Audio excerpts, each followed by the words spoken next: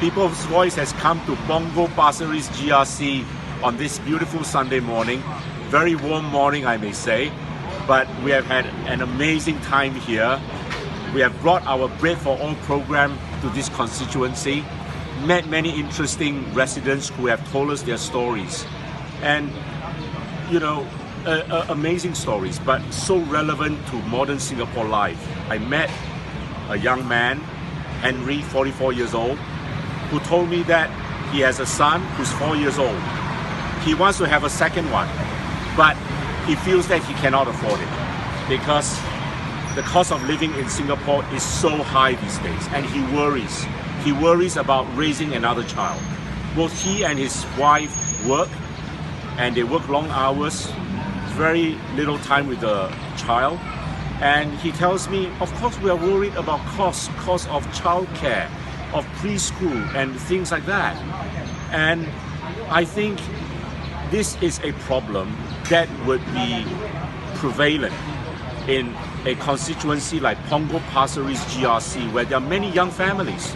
I met with another young man, Eugene, who's an accountant, has his own firm, and has got 3 children. And he tells me that he's worried about the population growth in Singapore. He's worried that our country is getting out. We are not recognizing Singapore as we used to know it. And you can't say that these are non-issues. These are important issues because people at the end of the day want to feel that they belong somewhere. So these are cultural issues that any politician, any political party must be sensitive to. And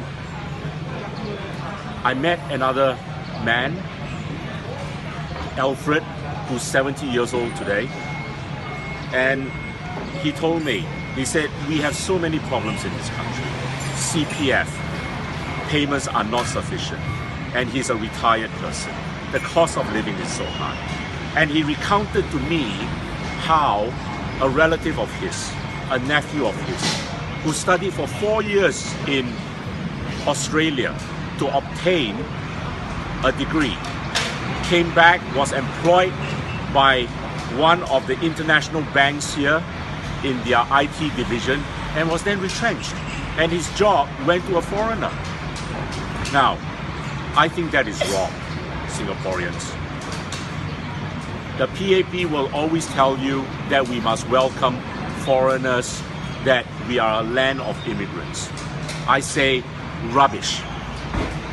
We are not a country of immigrants.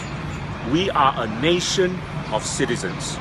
And it is the citizens that the government must always take care of first and foremost.